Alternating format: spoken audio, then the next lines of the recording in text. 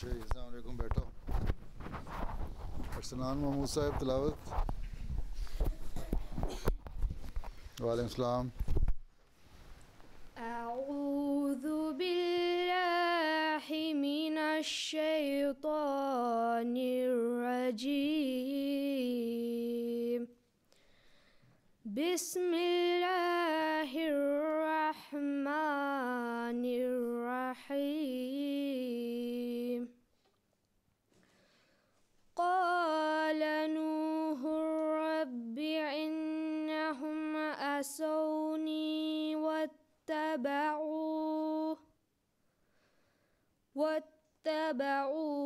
من لم يزده ماله وولده إلا خسارا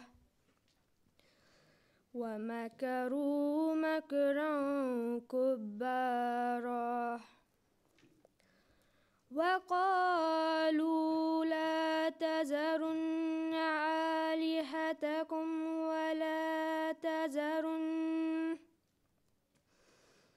ولا تذرن ودا ولا سواعا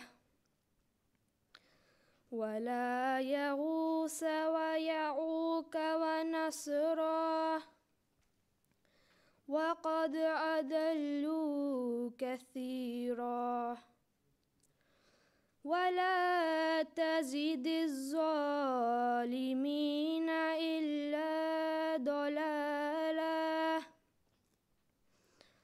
مما خطيئاتهم أغرقوا فأدخلوا نارا فلم يجدوا لهم من دون الله أنصارا. وقال نوح رب لا تذر على الأرض من الكافرين ديارا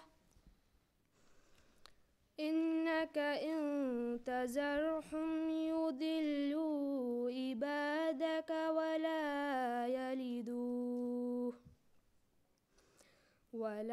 يلدوا إلا فاجرا كفارا.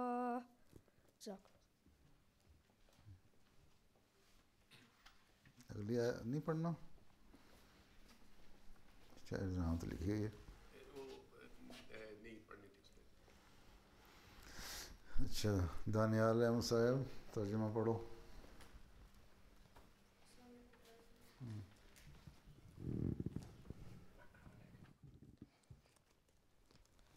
Translation of Surah Noah, verses 22 to 29.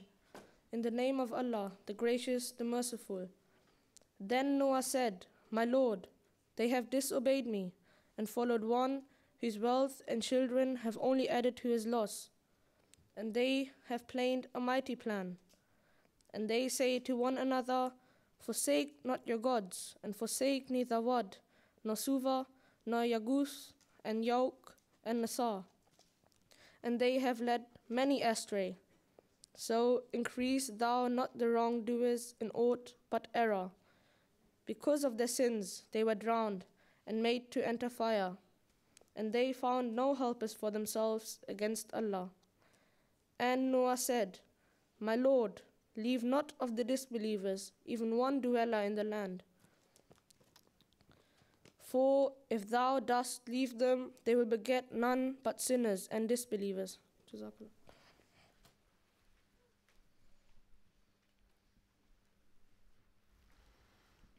Hashir Ahmad. اللہم صلی بسم اللہ الرحمن الرحیم.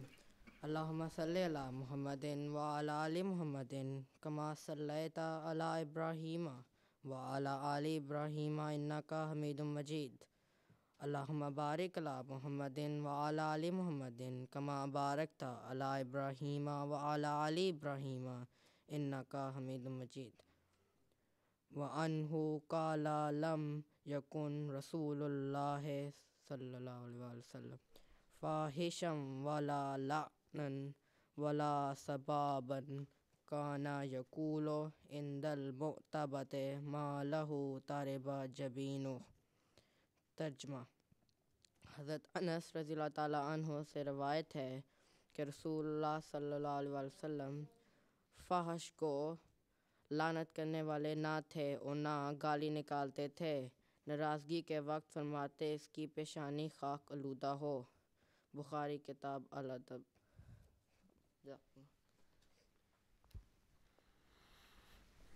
طاہر محمود، ملفوظات۔ السلام علیکم پیارے حضور۔ وعلیکم السلام۔ ملفوظات سیدنا حضرت اقدس مسیح موعود علیہ السلام۔ فرمایا، یہ بھی اللہ جل شانہ کا بڑا معجزہ ہے کہ باوجود اس قدر تکذیب اور تکفیر کے اور ہمارے مخالفوں کی دن رات کی سر توڑ کوششوں کے یہ جماعت بڑھتی جاتی ہے۔ میرے خیال میں اس وقت ہماری جماعت 4 لاکھ سے بھی زیادہ ہوگی، اور یہ بڑا معجزہ ہے کہ ہمارے مخالف دن رات کوشش کر رہے ہیں اور جان کاہی سے طرح طرح کے منصوبے سوچ رہے ہیں اور سلسلہ کو بند کرنے کے لیے پورا زور لگا رہے ہیں، مگر خدا ہماری جماعت کو بڑھاتا جاتا ہے۔ جانتے ہو اس میں کیا حکمت ہے؟ حکمت اس میں یہ ہے کہ اللہ جل شانہ جس کو مبعوث کرتا ہے اور جو واقعی طور پر خدا کی طرف سے ہوتا ہے، وہ روز بروز ترقی کرتا ہے اور بڑھتا ہے، اور اس کا سلسلہ دن بدن رونق پکڑتا جاتا ہے، اور اس کے روکنے والا دن بدن تباہ اور ذلیل ہو جاتا ہے، اور اس کے مخالف اور مکذب آخرکار بڑی حسرت سے مرتے ہیں۔ جیسا کہ تم دیکھتے ہو کہ ہماری مخالفت کرنے والے اور ہمارے سلسلہ کو روکنے والے بیسیوں مر چکے ہیں۔ خدا تعالیٰ کے ارادہ کو جو در حقیقت اس کی طرف سے ہے کوئی بھی روک نہیں سکتا، اور خواہ کوئی کتنی کوششیں کرے اور ہزاروں منصوبے سوچے، مگر جس سلسلہ کو خدا شروع کرتا ہے اور جس کو وہ بڑھانا چاہتا ہے اس کو کوئی نہیں روک سکتا، کیونکہ اگر ان کی کوششوں سے وہ سلسلہ رک جائے تو ماننا پڑے گا کہ روکنے والا خدا پر غالب آ گیا ہے، حالانکہ خدا پر کوئی غالب نہیں آ سکتا۔ یاد رکھو کہ ایک مفتری اور کذاب کا کام کبھی نہیں چلتا، اور اس کو خدا تعالیٰ کی طرف سے مدد اور نصرت کبھی نصیب نہیں ہوتی، کیونکہ اگر مفتری کا کام بھی اسی طرح سے دن بدن ترقی کرتا جاوے تو پھر اس طرح سے تو خدا کے وجود میں بھی شک پڑ جاوے اور خدا کی خدائی میں اندھیرا پڑ جاوے۔ جب سے دنیا پیدا ہوئی عادت اللہ اسی طرح پر ہے کہ جو سچے ہوتے ہیں خدا تعالیٰ ان کی مدد کیا کرتا ہے۔ ملفوظات جلد ہم صفحہ نمبر 24 اور 30۔ اللہ یا عادت اللہ، اللہ نہیں، اللہ ٹھیک ہے۔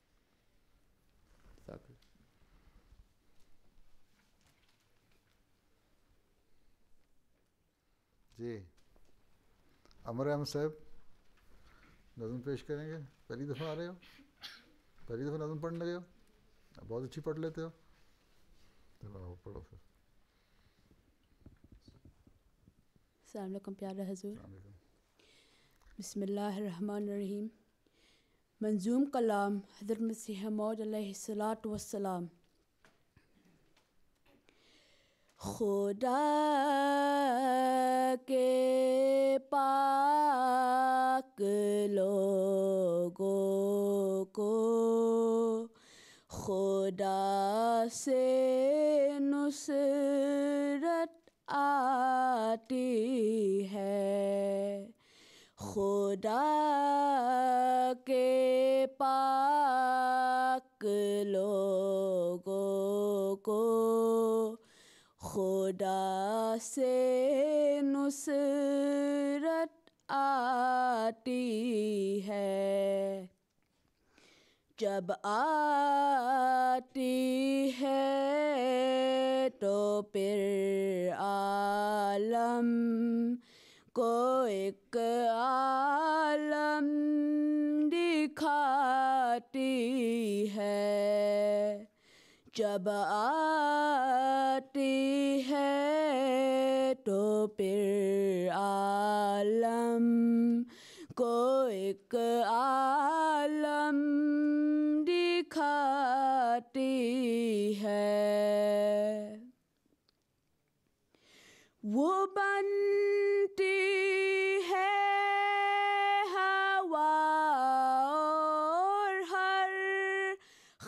سے رہ کوراتی ہے وہ بنتی ہے ہوا اور ہر خاصے رہ کوراتی ہے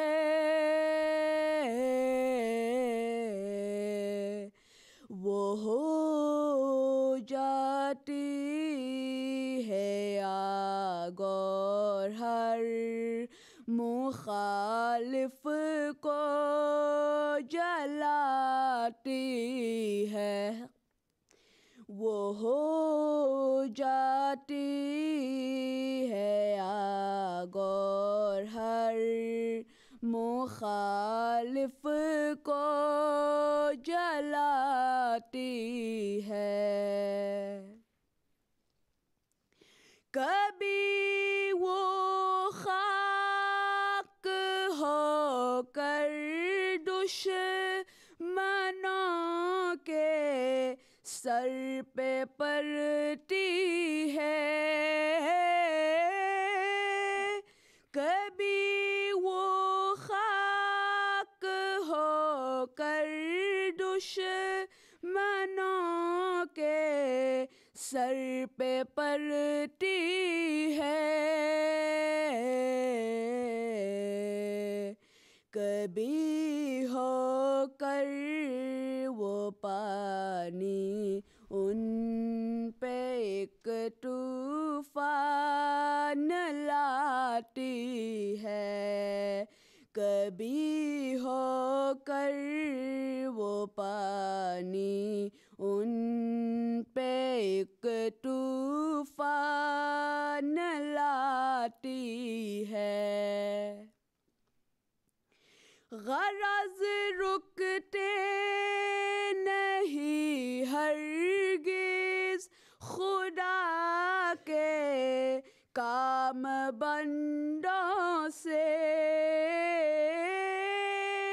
غرض رکتے نہیں ہرگز خدا کے کام بندوں سے بلا خالق کے آگے خلق کی کچھ پیش جاتی ہے بلا خالق کے آگے خلق کی کچھ پیش جاتی ہے خدا کے پاک لوگوں کو خدا سے نصرت آتی ہے جب آتی ہے تو پھر عالم کو ایک عالم دکھاتی ہے خدا کے پاک لوگوں کو خدا سے نصرت آتی ہے جزاک اللہ جی ارسلان احمد صاحب تقزیب انبیاء 15 سال کے ہو گئے نہیں ابھی 14 سال اچھا بسم اللہ الرحمن الرحیم انبیاء علیہ السلام کی مخالفت دنیا کے آغاز سے ہی اللہ تعالیٰ انسانوں کی ہدایت کی غرض سے انبیاء علیہ السلام کا نزول فرماتا رہا ہے مگر یہ ایک حقیقت ہے کہ جب بھی خدا تعالیٰ نے کسی نبی کو اصلاح کے لیے اس کی قوم کی طرف بھیجا تو انہوں نے اس کا انکار کر دیا اور اس کے مخالف ہو گئے قرآن کریم کے پڑھنے سے معلوم ہوتا ہے کہ ہر سچے کا انکار کیا گیا اور یہ بھی کہ بالآخر ہر نبی ہی کامیاب رہا یہ کبھی نہیں ہوا کہ کوئی سچا نبی خدا تعالیٰ کی طرف سے بھجوایا گیا ہو اور وہ ناکام رہا ہو ہر نبی کو ڈرایا گیا اور ان کے ماننے والوں کو طرح طرح کے دکھ پہنچائے گئے اس حقیقت کا اظہار قرآن کریم میں اللہ تعالیٰ یوں فرماتا ہے اور ان لوگوں نے جنہوں نے کفر کیا اپنے رسولوں سے کہا کہ ہم ضرور تمہیں اپنے ملک سے نکال دیں گے یا تم لازماً ہماری ملت میں واپس آ جاؤ گے۔ سورہ ابراہیم آیت 14۔ حضرت خلیفۃ المسیح ثانی رضی اللہ تعالیٰ عنہ اس آیت کی تشریح میں فرماتے ہیں، عجیب امر ہے کہ باطل پرست اقوام اپنی طاقت پر ناز کرتی ہیں اور یہ دعویٰ کرتی ہیں کہ یا تو عقائد بھی ان کی مرضی کے مطابق رکھے جائیں یا ان کے ملک سے لوگ نکل جائیں۔ پھر آپ فرماتے ہیں کہ زمین سے نکال دینے کے معنی صرف جلاوطن کر دینے کے نہیں ہیں بلکہ مار دینے کے بھی ہیں۔ در حقیقت یہ کامل بے تعلقی کا اعلان ہے، یعنی جب تم اپنے دعویٰ کے متعلق کسی معقول سمجھوتے پر آنے کے لیے تیار نہیں تو ہمارا تمہارا اکٹھا رہنا ناممکن ہے۔ تفسیر کبیر جلد سوم صفحہ 454۔ اپنے دعویٰ کے متعلق اس سے یہ بات واضح ہوتی ہے کہ نہ صرف تمام انبیاء علیہ السلام کی مخالفت کی جاتی رہی ہے بلکہ مخالفت کی اصل وجہ اور غصے کا سبب انبیاء علیہ السلام کا خدا تعالیٰ کی ذات پر کامل ایمان ہی ہے، جس سے یہ بھی نتیجہ نکلتا ہے کہ انبیاء علیہ السلام کی مخالفت آخرکار خدا تعالیٰ کے انکار کا سبب بنتی ہے۔ انبیاء علیہ السلام کی مخالفت کا قرآن کریم میں جو ذکر ملتا ہے اس کا آغاز تاریخی لحاظ سے حضرت آدم علیہ السلام سے ہوتا ہے۔ حضرت آدم علیہ السلام خدا تعالیٰ کی طرف سے بھیجے گئے پہلے نبی تھے۔ حضرت آدم علیہ السلام کو خدا تعالیٰ کی طرف سے حکم ہوا کہ وہ لوگوں کو خدا تعالیٰ کی طرف بلائیں، نیز روحانی زندگی کی اہمیت اور مہذب زندگی کی بنیاد رکھیں۔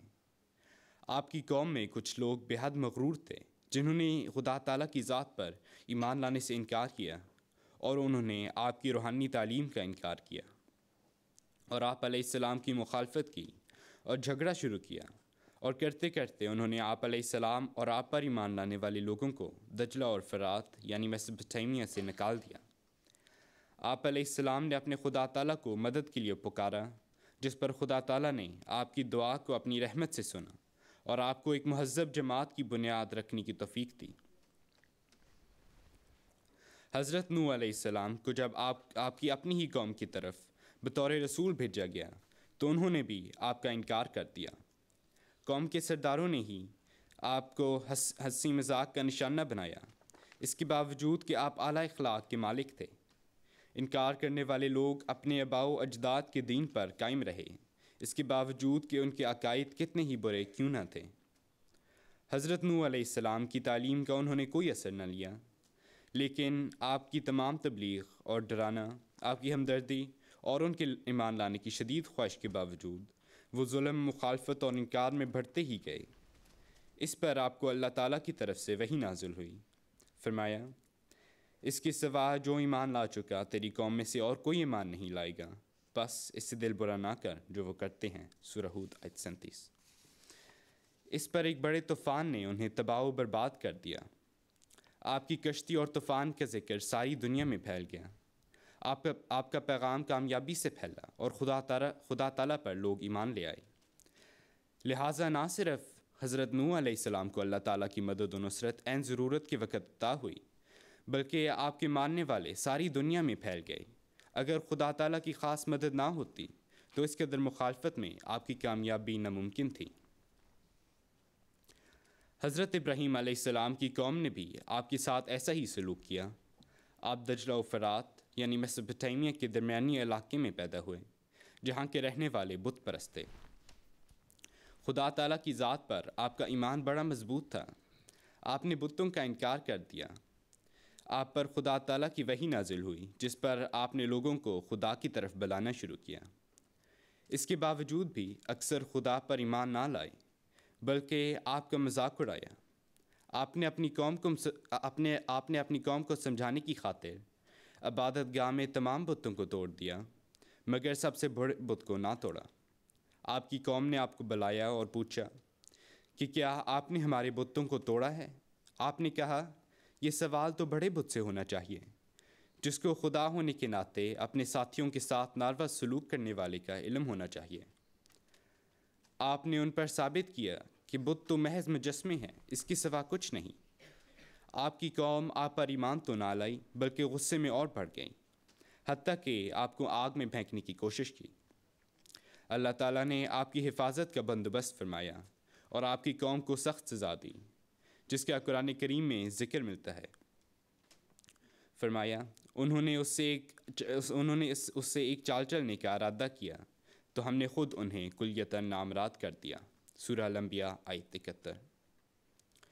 حضرت ابراہیم علیہ السلام کی مثال نہایت روشن ہے کہ آپ کا تعلق ایک چھوٹے سے علاقے میسوپوٹیمیا سے تھا۔ آپ نے تبلیغ کا کام اپنی ذات کی خاطر نہیں بلکہ اللہ کی خاطر کیا، تو اللہ تعالیٰ نے آپ کو ایسے نوازا کہ آپ کا نام تمام دنیا میں زندہ کر دیا، بلکہ تینوں بڑے مذاہب یہودیت، عیسائیت اور اسلام آپ کو اپنے مذہب کا جد امجد سمجھتے ہیں۔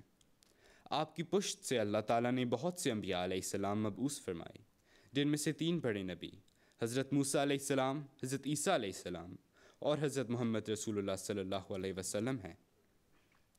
تینوں انبیاء علیہ السلام کی قوموں نے ان پر بڑے مظالم ڈھائے، اس کے باوجود بھی ان کی تعلیم پوری دنیا میں پھیل گئی۔ فرعون اور اس کی قوم کے ظلموں کے سبب حضرت موسیٰ علیہ السلام اور ان کے بعد حضرت عیسیٰ علیہ السلام کو نہ صرف ہجرت کرنی پڑی بلکہ آپ دونوں نے لمبی ہجرت کا غم اٹھایا۔ اس کے بعد اور بھی نبیوں کا ذکر ملتا ہے کہ انہیں بھی شدید مخالفت کا سامنا کرنا پڑا۔ حضرت لوط علیہ السلام، حضرت صالح علیہ السلام، حضرت شعیب علیہ السلام، حضرت الیاس علیہ السلام اور حضرت یونس علیہ السلام کو بھی طرح طرح کی تکالیف دی گئیں اور ان کا انکار کیا گیا۔ قرآن کریم کے مطالعہ سے اس بات کا واضح ثبوت ملتا ہے کہ ہر نبی ہی آخرکار کامیاب ہوا اور ان کے مخالفین کے نام و نشان بھی مٹ گئے۔ یہودیوں اور رومیوں نے حضرت عیسیٰ علیہ السلام کی مخالفت کی اور انہیں صلیب پر چڑھایا گیا۔ یہ سب سے بڑا ظلم تھا جو حضرت عیسیٰ علیہ السلام پر کیا گیا۔ اللہ تعالیٰ کی خاص حکمت سے حضرت عیسیٰ علیہ السلام کو بہوشی کی حالت میں صلیب سے اتار لیا گیا۔ اس طرح خدا تعالیٰ نے اپنے فضل سے حضرت عیسیٰ علیہ السلام کو اس موت سے بچا لیا اور آپ علیہ السلام نے بہت دور تک خدا کا پیغام پہنچایا۔ اس میں کوئی شک نہیں کہ آج دنیا میں آپ عظیم نبی سمجھے جاتے ہیں۔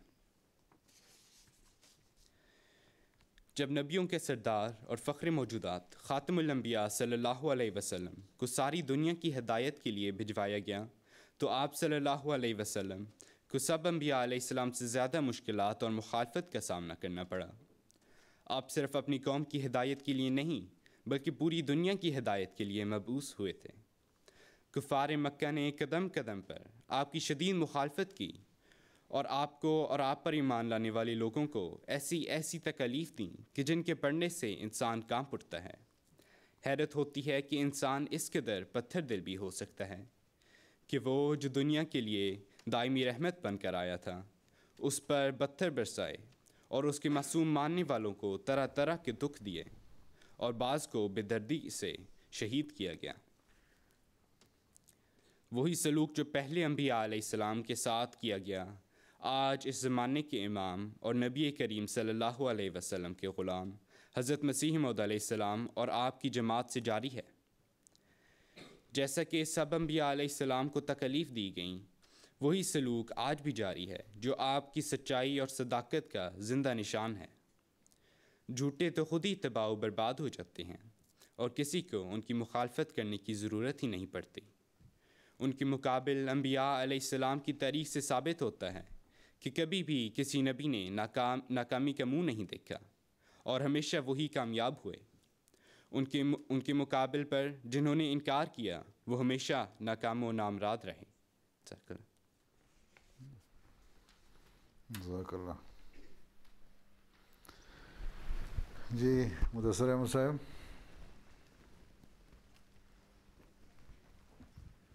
السلام علیکم ورحمۃ اللہ پیارے۔ نظم پڑھو گے؟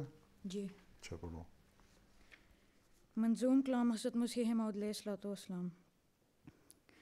مرد قہر ہوئے آنکھ میں اغیار کے ہم،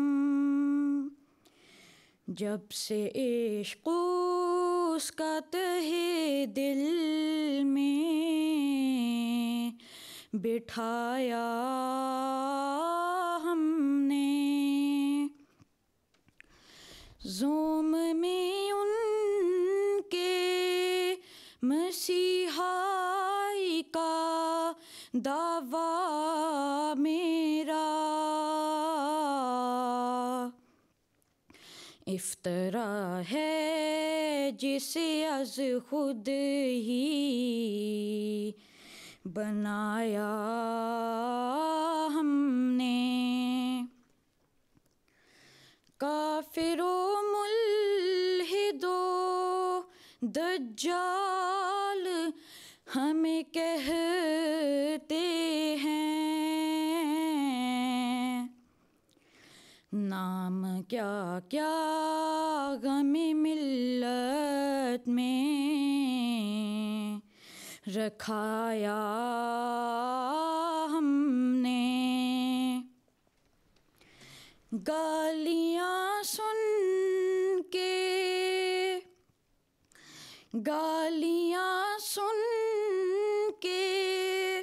دعا دیتا ہوں ان لوگوں کو، رحم ہے جو شمع اور غیظ گھٹایا ہم نے. تیرے منہ کی ہی قسم میرے پیارے احمد، تیرے منہ کی ہی قسم میرے پیارے احمد، تیری خاطر سے یہ سب بار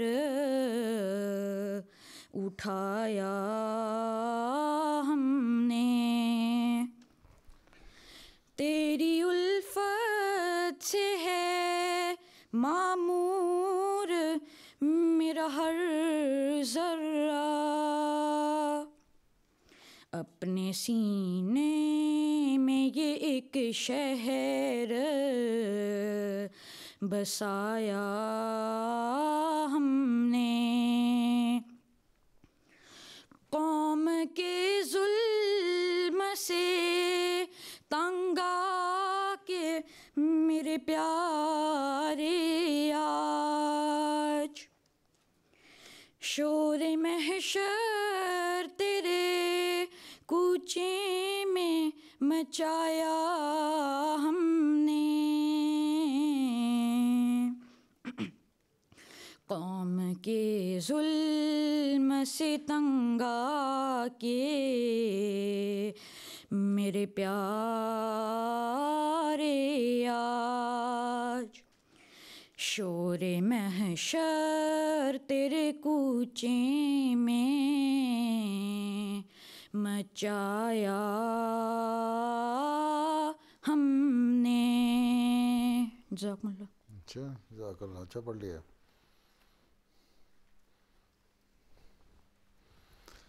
اور کس کس کو شعر آتے ہیں؟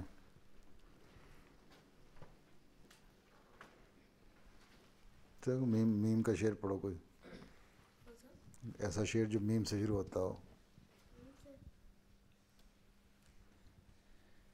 میرے درد کی جو دوا کرے کوئی ایسا شخص ہوا کرے، وہ جو بے پناہ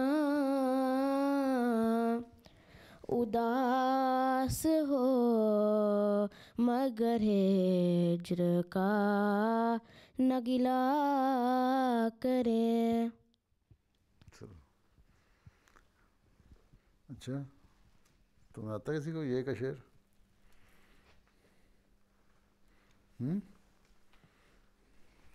سناؤ.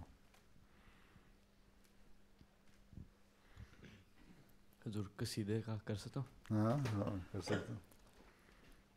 يا عين فيض الله والعرفان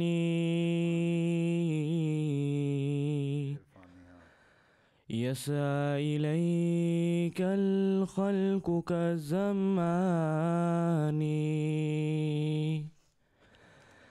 يا بحر فضل المنعم. ایک شعر ہی پڑھنا، دو نہیں پڑھنے. پھر تم پڑھو نون کا.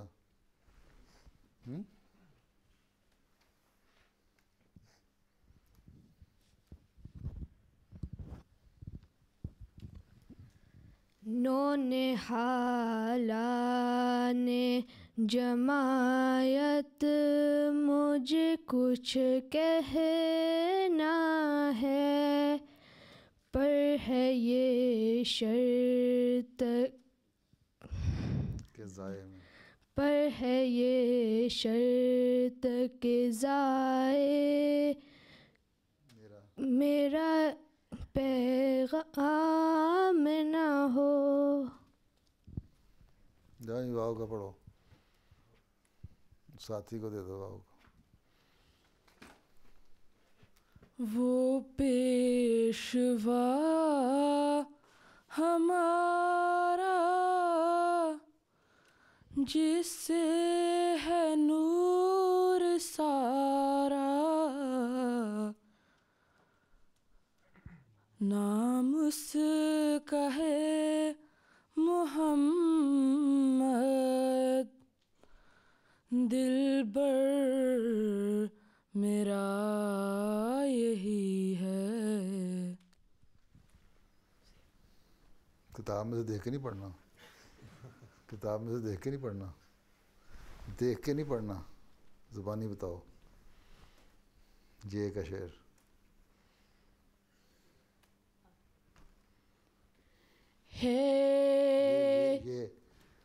یہ سے یہ سے شروع کرو، اس کو دے دو.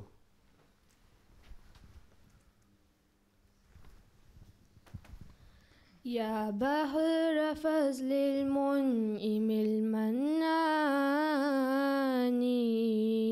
تحوی الیک الزمر بالکیزان.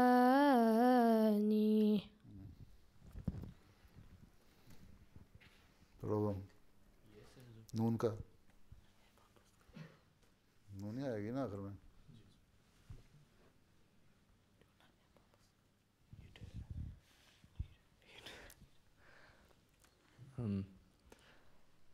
نہ ہے باپ اس کا نہ ہے کوئی بیٹا، ہمیشہ رہے گا، ہمیشہ سے ہے اور ہمیشہ رہے گا. الف کو پڑھو، اس کو پڑھ لے دو. ہاں کس لیٹر؟ یہ الف، الف جی الف سے.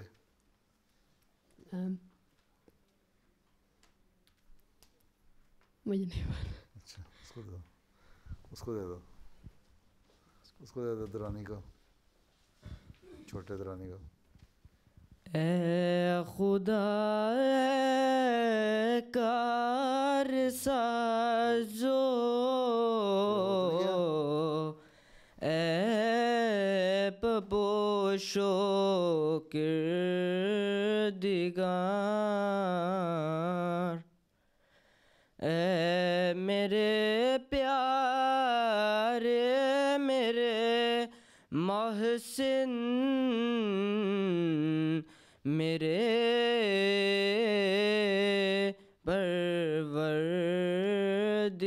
پروردگار. آتا کسی کو رے کا؟ نعمان سے ادھر ادھر کسی کو آتا ہے رے کا؟ رے کا شعر کوئی نہیں آتا؟ نہیں تم لوگوں کو آتا ہے کسی کو رے کا؟ رے سے شروع کرو، جب پڑھا تو پروردگار ہے تو پھر اپنا پوائنٹ لینا تو رے پڑھو.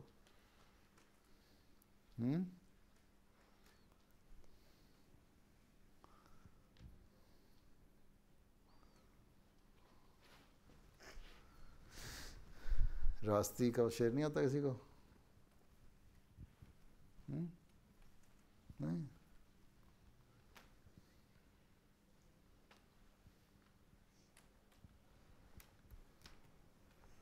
کچھ نہیں. چلو برابر ہو گئے سارے. چلو پھر ولید احمد آ جا سکتا ہوں. السلام علیکم حضور. السلام. انبیاء کی مخالفت اور مخالفین کا انجام. قرآن مجید میں اللہ تعالیٰ فرماتا ہے یا حسرتاً علی العباد ما یاتہم من رسول الا کانوا بہ یستہزئون، یعنی وائے حسرت بندوں پر، ان کے پاس کوئی رسول نہیں آتا مگر وہ اس سے ٹھٹھا کرنے لگتے ہیں. دنیا کے شروع سے اللہ تعالیٰ کا یہ دستور چلا آتا ہے کہ جب بھی وہ اپنے پیارے بندوں کو رسول بنا کر اس دنیا میں بھیجتا ہے تو انہیں دنیا کی طرف سے مصیبتوں اور مشکلوں کا سامنا کرنا پڑتا ہے.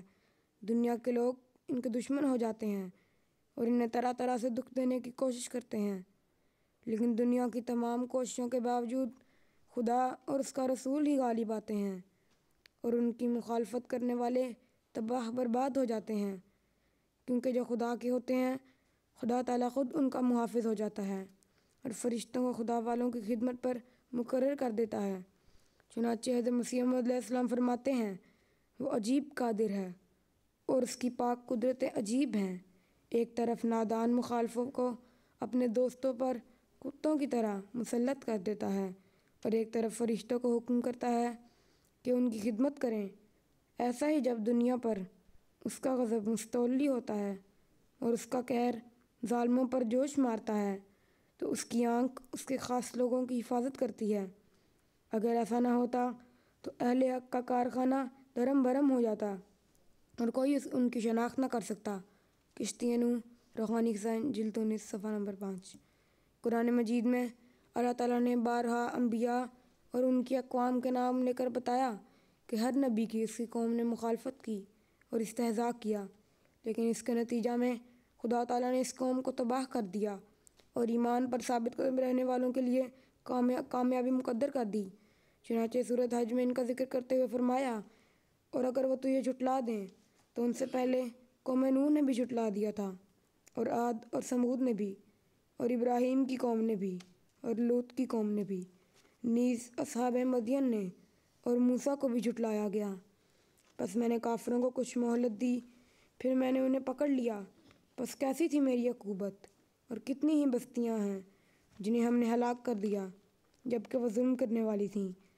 بس اب وہ اپنی چھتوں کے بل گری پڑی ہیں اور کتنے ہی متروک کنویں ہیں اور مضبوط بنائے ہوئے محل ہیں جن سے ایسا ہی سلوک کیا گیا. پھر سورۃ قمر میں تفصیل سے ان تمام اقوام کا ذکر فرمایا اور ان کے انجام کے بارے میں بھی بتایا. سو یہی سنت جو پہلے انبیاء کے ادوار میں پوری ہوئی اور پھر سید الانبیاء صلی اللہ علیہ وسلم کے زمانے میں بھی اس نے ابو جہل، ولید، ابو لہب، عتبہ اور شیبہ جیسے لوگوں کو خاک میں ملایا. وہی سنت حضرت مسیح موعود علیہ السلام کے دور میں بھی پوری ہوئی. آپ کی دشمنی کے لیے ہر مسلک کے بڑے بڑے نام نہاد علماء، پادری اور پنڈت اٹھے، لیکن خدا تعالیٰ کی تقدیر کے ماتحت ناکام و نامراد ہوئے. اس کے برعکس خدا تعالیٰ آپ کو اور آپ کے ماننے والوں کو عزت دیتا چلا گیا، اور آج 125 سال گزرنے کے بعد بھی ان ہستیوں کا نام عزت اور اکرام سے لیا جاتا ہے جنہوں نے حضرت مسیح موعود علیہ السلام کی رفاقت کا حق ادا کیا اور آپ کا ساتھ کسی صورت نہ چھوڑا. حضرت مسیح موعود اپنی نصرت اور مخالفین کے انجام کو خدائی فیصلہ قرار دیتے ہوئے فرماتے ہیں اس میں کیا بھید ہے کہ بد اور بدکار، خائن اور کذاب تو میں تھا، مگر میرے مقابل پر ہر ایک فرشتہ سیرت جب آیا تو وہی مارا گیا. جس نے مباہلہ کیا وہی تباہ ہوا، جس نے میرے پر بد دعا کی وہ بد دعا اسی پر پڑی، جس نے میرے پر کوئی مقدمہ عدالت میں دائر کیا اسی نے شکست کھائی. چاہیے تو یہ تھا کہ ایسے مقابلہ کے وقت میں ہی ہلاک ہوتا، میرے پر ہی بجلی پڑتی، بلکہ کسی کے مقابل پر کھڑے ہونے کی بھی ضرورت نہ تھی، کیونکہ مجرم کا خود خدا دشمن ہے. پس برائے خدا سوچو کہ یہ الٹا اثر کیوں ظاہر ہوا، کیوں میرے مقابل پر نیک مارے گئے اور ہر ایک مقابلہ میں خدا نے مجھے بچا لیا. کیا اس سے میری کرامت ثابت نہیں ہوتی؟ پس یہ شکر کا مقام ہے کہ جو بدیاں میری طرف منسوب کی جاتی ہیں وہ بھی میری کرامت ہی ثابت کرتی ہیں. حقیقت الوحی روحانی خزائن جلد 22 صفحہ نمبر 2. پھر فرماتے ہیں ان کے ہاتھ میں کیا ہے جو خدا کے اس فرستادہ کی دلیری سے تکذیب کر رہے ہیں، جو تقریباً 26 برس سے ان کو حق اور راستے کی طرف بلا رہا ہے، کہ اب تک انہوں نے آیت کریمہ یصبکم بعض الذی یعدکم کا مزہ نہیں چکھا؟ کہاں ہے مولوی غلام دستگیر، جس نے اپنی کتاب فیض رحمانی میں میری ہلاکت کے لیے بد دعا کی تھی اور مجھے مقابل پر رکھ کر جھوٹے کی موت چاہی تھی؟ کہاں ہے مولوی چراغ دین جموں والا، جس نے الہام کے دعوے سے میری موت کی خبر دی تھی اور مجھ سے مباہلہ کیا تھا؟ کہاں ہے فقیر مرزا، جو اپنی مریدوں کی ایک بڑی جماعت رکھتا تھا، جس نے بڑے زور شور سے میری موت کی خبر دی تھی اور کہا تھا کہ عرش پر سے خدا نے مجھے خبر دی ہے کہ یہ شخص مفتری ہے، آئندہ رمضان تک میری زندگی میں ہلاک ہو جائے گا، لیکن جب رمضان آیا تو پھر آپ ہی طاعون سے ہلاک ہو گیا؟ کہاں ہے سعد اللہ لدھیانوی، جس نے مجھ سے مباہلہ کیا تھا اور میری موت کی خبر دی تھی، آخر میری زندگی میں ہی طاعون سے ہلاک ہو گیا؟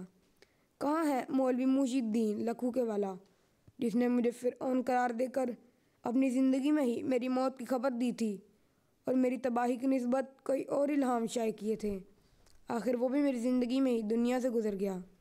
کہاں ہے بابو الہی بخش صاحب، مؤلف فسائے موسیٰ اکاؤنٹنٹ لاہور، جس نے اپنے تئیں موسیٰ قرار دے کر مجھے فرعون قرار دیا تھا اور میری نسبت اپنی زندگی میں ہی طاعون سے ہلاک ہونے کی پیشگوئی کی تھی اور میری تباہی کی نسبت اور بھی بہت سی پیشگوئیاں کی تھی، آخر وہ بھی میری زندگی میں ہی اپنی کتاب عصائے موسیٰ پر جھوٹ اور افتراء کا داغ لگا کر طاعون کی موت سے بصد حسرت مرا؟ اور ان تمام لوگوں نے چاہا کہ میں اس آیت کا مصداق ہو جاؤں کہ ان یکو کاذباً فعلیہ کاذبہ، لیکن وہ آپ ہی اس آیت ممدوحہ کا مصداق ہو کر ہلاک ہو گئے۔ خدا نے ان کو ہلاک کر کے مجھ کو اس آیت کا مصداق بنا دیا، وَإِن یکو صادقاً یصبکم بعض الذی یعدکم۔ کیا ان تمام دلائل سے خدا تعالیٰ کی حجت پوری نہیں ہوئی؟ مرض ضرور تھا کہ مخالف لوگ انکار سے پیش آتے، کیونکہ پہلے سے یعنی آج سے 26 برس پہلے براہین احمدیہ میں خدا کی یہ پیشگوئی موجود ہے۔ دنیا میں ایک نذیر آیا پر دنیا نے اس کو قبول نہ کیا، لیکن خدا اسے قبول کرے گا اور بڑے زور آول حملوں سے اس کی سچائی ظاہر کر دے گا۔ سو ہم ایمان رکھتے ہیں کہ خدا اپنے حملوں کو نہیں روکے گا اور نہ بس کرے گا جب تک کہ دنیا پر میری سچائی ظاہر نہ ہو جائے۔ چشمہ معرفت روحانی خزائن، جلد 23 صفحہ نمبر 1-2۔ جزاک اللہ۔ جزاک اللہ۔ انس محمود صاحب، نصاب میں آداب سکھانے ہیں؟ ہاں جی حضور۔ کس کے آداب؟ گفتگو کے آداب۔ گفتگو کیا ہوتی ہے؟ بات کرنا۔ چلو۔ بسم اللہ الرحمن الرحیم۔ گفتگو کے آداب۔ اللہ تعالیٰ قرآن مجید میں فرماتا ہے وَقُولُوا لِلنَّاسِ حُسْنًا، سورۃ البقرہ آیت نمبر 83، اور لوگوں سے احسن رنگ میں کلام کیا کرو۔ گفتگو کرتے وقت بات سچی اور صاف کریں، بات میں کوئی پیچ نہ ہو۔ گفتگو میں مبالغہ سے کام نہ لیں، بیہودہ اور فحش گفتگو سے پرہیز کرنا چاہیے۔ گفتگو پاکیزہ ہو۔ حدیث میں آتا ہے کہ پاکیزہ کلمہ بھی صدقہ ہے اور آگ سے بچاؤ کا ذریعہ ہے۔ گفتگو میں غیبت جیسی برائی سے بچنا چاہیے۔ گفتگو میں ایسی بات نہیں کرنا۔ غیبت کیا ہوتی ہے؟ طلت غیبت کیا ہوتی ہے؟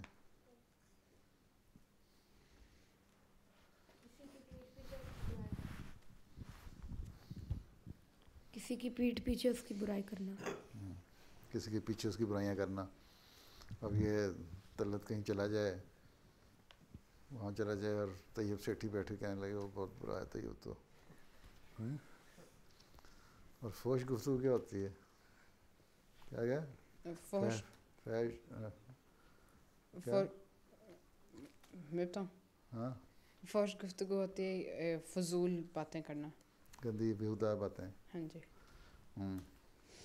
گالی گلوچ اس طرح کی۔ ہاں جی۔ گفتگو میں ایسی بات نہ کی جائے جس سے دوسرے کی دل شکنی ہو۔ گفتگو کرتے وقت دل شکنی کیا ہوتی ہے؟ طیب سیٹھی بتاؤ، تم دل شکنی کرتے رہتے ہو؟ مائکرو فون دو.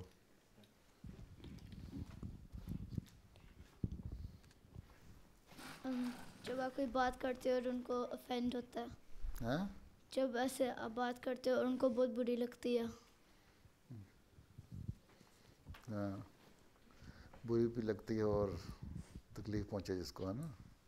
اور گفتگو کرتے وقت غصہ میں نہیں آنا چاہیے.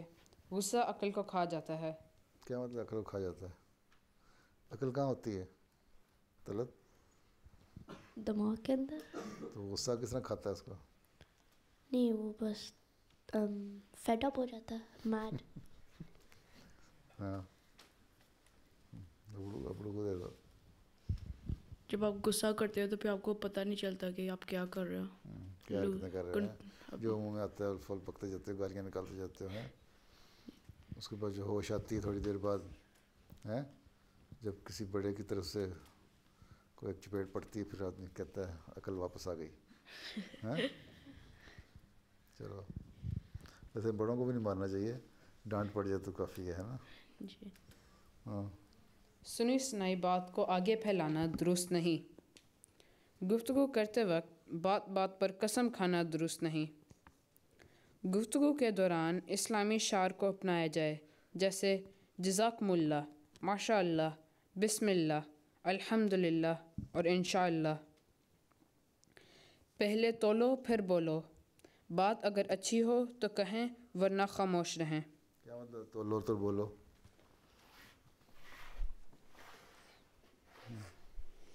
بات کا کوئی اس طرح is there reason to say that thing or not.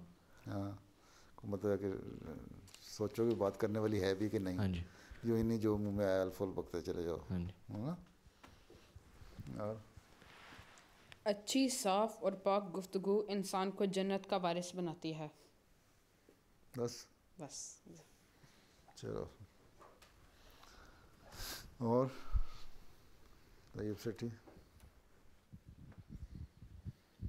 حضور میں نے کہنا تھا کہ میری باجی کا اے لیول کا ٹیسٹ ہے، تو اس کے لیے دعا کرنا. اللہ تعالیٰ پاس کرے ان کو. طاہر نے کیا کہنا تھا؟ حضور میں نے پوچھنا تھا کہ جو ٹی وی پہ مولوی بیٹھتے ہیں اور جماعت کے خلاف جھوٹ بولتے ہیں، کیا ان کو فون کرنا چاہیے؟ کس کے لیے فون کرنا چاہیے؟ ان کو سچائی بتانے کے لیے. سچائی بات ہے کہ یہ لوگ تو پہلے ہی پڑھتے ہیں، سب کچھ ان کو پتہ ہے سچائی کیا ہے. ہیں جی.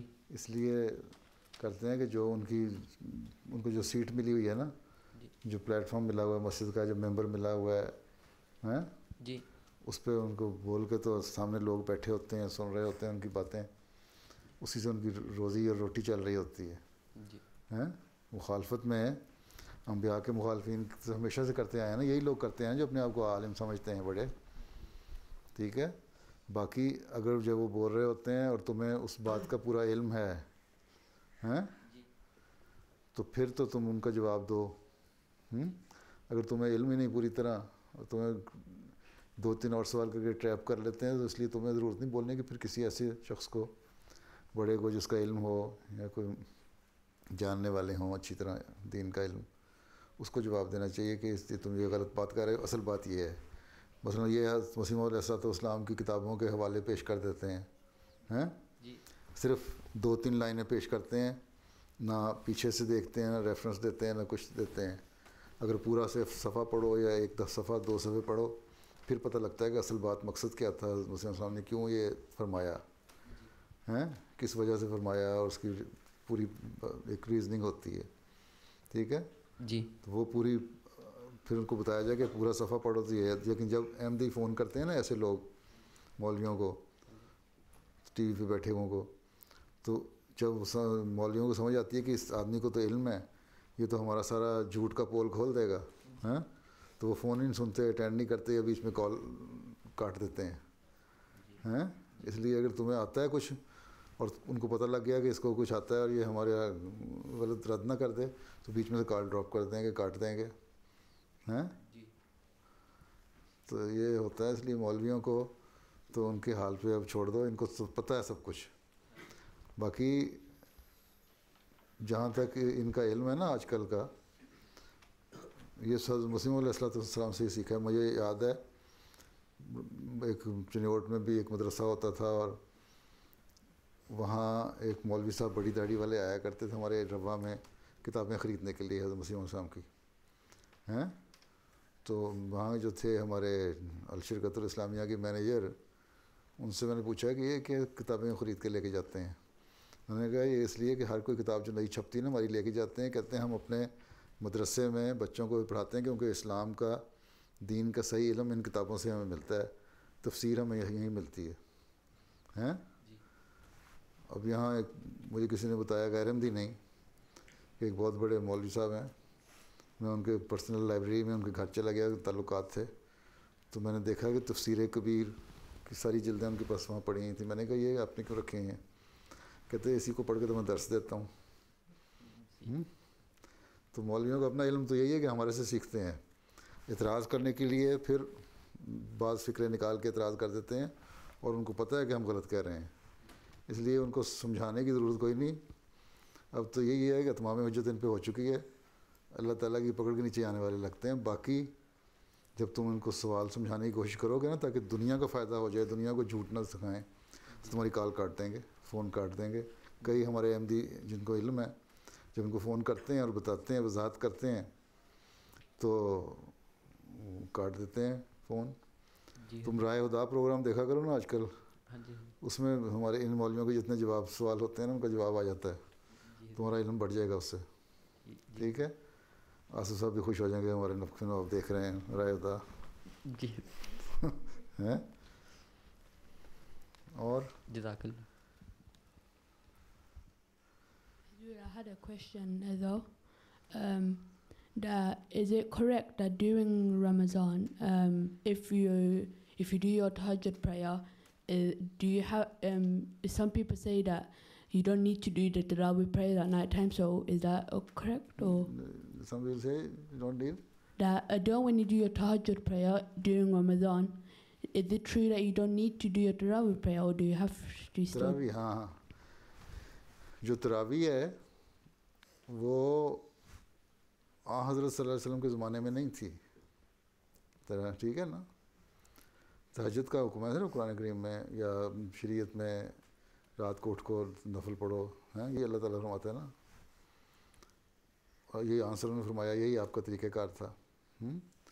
رمضان میں ایسے لوگ جن کو صبح اٹھنا مشکل تھا تہجد پڑھنے کے لیے، ٹھیک ہے، رات کو لیٹ کام سے آتے تھے، تھکے ہوتے تھے، نیند سے سو جاتے تھے، ہیں جاگ آنی مشکل ہوتی تھی ہیں نفل پڑھنے کے لیے، تو ان کے لیے حضرت عمر نے انتظام فرمایا تھا کہ عشاء کی نماز کے بعد تراویح پڑھ لیا کریں. اس لیے تراویح فرض نہیں ہے، تمہارا دل چاہتا ہے پڑھ لو، دل چاہتا ہے نہ پڑھو، لیکن تہجد کی نماز نفل کے لیے اٹھنا ضرور پڑھنی چاہیے رمضان میں. اگر تم نے تراویح پڑھ بھی لی ہے نا، اور اگر بہتر یہ ہے اگر صبح جاگ سکتے ہیں، آنکھ کھل سکتی ہے، تو اٹھ کے تہجد پڑھ لو. ٹھیک ہے، Hazur, and I just want to tell you that یہی سوال تھا تمہارا. And Hazur, my sister, she next week, she's in year 10, she's starting her GCSE exam, so pray for her, please. اچھا اللہ. ہاں جی طلعت. حضور کچھ لوگ، میں اور کچھ اور لوگ الحافظون جاتے ہیں، اور الحافظون جاتے ہیں، میں اور کچھ اور لوگ، اور ہم کا ٹیسٹ ہوا تو دعا کریں کہ اچھے نمبر سے پاس ہو جائے. اچھا رابڑو کو دے دو. حضور میرا سوال تھا کہ جو غیر احمدی اور مولوی جو اتنی بری چیزیں کہتے ہیں احمدیوں کے بارے میں اور اتنا برا کرتے ہیں، تو پھر ہم نے تو نہیں ان کو کوئی نقصان پہنچایا، کیوں کرتے ہیں؟ کیوں کرتے ہیں؟ یہ تمہیں سارا مضمون جو 2 پڑھے ہیں سنے نہیں؟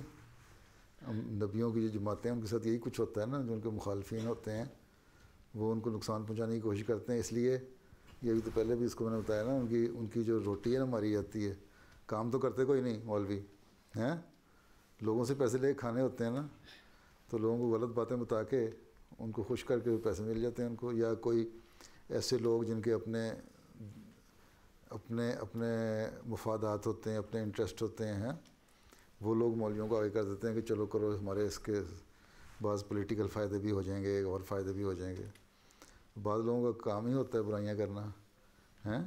اب ایک چور ہے, چوری کرتا ہے نا کسی گھر جا کے, اس گھر والے نے اس کا نقصان تو نہیں کیا ہوتا جو گھر رات کو چھپ کے اس کی چوری کر کے مال نکال لیتا ہے. ہیں کیا کہتے ہو تم اس چور کو؟ جی چور کو پتہ نہیں کیا ہوتا ہے؟ جی ہاں. اب رات کو اگر کوئی چور کسی گھر جاتا ہے چوری کرنے کے لیے تو گھر والے نے اس کو کوئی نقصان کیا ہوتا ہے؟ نہیں. اپنی عادت کے مطابق جاتا ہے نا. جی. تو یہ مولویوں کو عادت پڑی ہوئی ہے, کمائی کرنے کے لیے جاتا ہے, ان کو بھی کمائی کے پیسے مل جاتے ہیں اس کے. اللہ. ہاں میرا سوال یہ ہے کہ غیر احمدی اعتراض کرتے ہیں کہ احمدی یہ نہیں مانتے کہ حضرت عیسیٰ علیہ السلام زندہ آسمان پر گئے ہیں. اچھا. تو یہ کہتے ہیں کہ اگر حضرت عیسیٰ علیہ السلام بغیر باپ کے پیدا ہو سکتے ہیں تو زندہ آسمان پر کیوں نہیں جا سکتے؟ بغیر باپ کے پیدا ہونے کے لیے تو اور بھی سائنس سے ثابت ہے کہ پیدا ہو سکتے ہیں, تو ثبوت ہے اس کا ہیں. ٹھیک ہے. اور حضرت آدم نہیں پیدا ہوئے تھے ہیں؟ ان کا باپ تھا کوئی آدم کا؟ ہیں ان سے پوچھو آدم کا باپ نہیں تھا تو پھر وہ بھی آسمان پر بیٹھے ہونے چاہیے ہیں. پھر یہی ہے کہ مثال بھی قرآن شریف میں اللہ تعالیٰ نے دی ہے, ان کا موازنہ بھی عیسیٰ سے ہو سکتا ہے ہیں. خصوصیات تو ان کی بھی وہ تھیں بعض ہیں, اور خصوصیات کا موازنہ کر کے بغیر باپ کے تو نہیں لیکن اور خصوصیات ہیں, تو عیسیٰ کا مقام کوئی نہیں. باقی یہ ہے کہ سوال یہ ہے کہ ایک انسان تھے کہ نہیں. اللہ تعالیٰ نے قرآن شریف میں کہا ہے کہ وہ انسان تھے, وہ اور اس کی ماں کھانا کھایا کرتے تھے. اور کھانا کھانے والے کے متعلق آیا ہے کہ جو روٹی کھاتا ہے نا, کھانا کھاتا ہے, وہ فوت ہو کے جاتا ہے آسمان پہ, زندہ نہیں جا سکتا. یہ تو آیا نا کہ روٹی کھایا کرتے تھے, ٹھیک ہے نا, چائے بھی پیا کرتے تھے ہیں. چائے نہیں, ان کے بارے میں تو خیر بہت کچھ آتا ہے, لیکن انہوں نے جب نکلے ہیں سلیب کے بعد, جب آئے اپنے ساتھیوں میں, انہوں نے کہا مجھے بھوک لگی, مجھے 2 کھانا. ٹھیک ہے. تو روٹی کھانے والے تھے, قرآن شریف کہتا ہے وہ اور اس کی ماں کھانا کھایا کرتے تھے. اور کھانا کھانے والے مطلب نے فرمایا کہ وہ ان کو وفات ہوتی ہے. ٹھیک ہے. پھر یہ ہے کہ غیر احمدیوں سے کہو کہ حضرت صلی اللہ علیہ وسلم سب سے بڑے نبی ہیں نا, ہم مانتے ہیں. جب آپ فوت ہو گئے تو باقی یہ کس طرح ہو سکتا ہے کہ عیسیٰ زندہ رہے. پھر تیسری بات یہ ہے جب آن وسلم سے معراج کا واقعہ ہوا نا, رات کو جب گئے اوپر تک فرشتے کے ساتھ, اس رات حضرت عیسیٰ علیہ السلام کو بھی آسمان پہ بیٹھے دیکھا تھا, جس طرح باقی مختلف درجوں پہ بیٹھے ہوئے تھے نا نبی. حضرت عیسیٰ بھی تھے وہاں ہیں, وہ تو سارے نبی وہاں فوت شدہ تھے, عیسیٰ ان میں کہاں سے آ گئے زندہ بیٹھے ہوئے. اور اگر فوت نہیں ہوئے, ٹھیک ہے, تو اب 2000 سال سے کیا وہاں بیٹھے کھا رہے ہیں؟ تو دلیلیں ان کے پاس بہت ساری ہیں, قرآن شریف سے ان کو ثابت کرو ہیں. سوال یہ ہے کہ قرآن کریم یہ کہتا ہے کہ بن باپ پیدا ہو گئے, اور قرآن کریم ہی کہتا ہے کہ وہ فوت ہو گئے. ٹھیک ہے. حضرت مسیح علیہ السلام نے 30 آیتوں سے قرآن کریم کی ثابت کیا ہے کہ فوت ہو گئے. اضالہ اہام کتاب ہے, اس میں لکھی ہوئی ہیں 30 آیتیں. ٹھیک. یہاں بھی تم قرآن شریف پڑھو نا تو تمہیں مت لگ جائے گا. ٹھیک ہے. تم یاد کر کے آنا اگلی آیت حضرت عیسیٰ کی وفات کے بارے میں ہیں. حضرت صلی اللہ علیہ وسلم کی وفات جب ہوئی ہیں تو اس وقت باقی لوگ ماننے کو تیار نہیں تھے, حضرت عمر بھی ماننے کو تیار نہیں تھے ہیں. ٹھیک ہے. کہ آپ فوت ہو گئے ہیں. انہوں نے کہا جو کہے گا فوت ہو گئے ہیں میں اس کی گردن کاٹ دوں گا. جب حضرت ابوبکر رضی اللہ عنہ آئے تو انہوں نے کہا کہ یہ آیت پڑھی قرآن کریم کی, وما محمد الا رسول قد خلت من قبلہ الرسل, کہ حضرت صلی اللہ علیہ وسلم ایک الگ رسول تھے اور ان سے پہلے جتنے رسول ہیں فوت ہو چکے ہیں. ٹھیک. تو یا تو کہو کہ حضرت عیسیٰ رسول نبی نہیں تھے، اگر وہ نبی تھے تو فوت ہو چکے ہیں، اس آیت سے بھی ثابت ہے. اور اس طرح اسی حضرت عیسیٰ کے بارے میں بھی آتا ہے کہ آپ بھی ایک نبی رسول تھے اور آپ سے پہلے سارے نبی فوت ہو چکے ہیں. ٹھیک، تو جب یہ ثابت ہو رہا ہے اس کا مطلب یہی ہے، دلیل ہے. ان سے کہو دلیل سے بات کرو نا. اور بہت ساری دلیلیں ہیں قرآن کریم میں وفات کے لیے ہیں. تو پیدا ہونا تو کوئی بات نہیں، سائنس تو اب ثابت کرتی ہے کہ بغیر باپ کے پیدا ہو سکتے ہیں. چلو پھر نماز کا وقت ہو رہا ہے. السلام علیکم.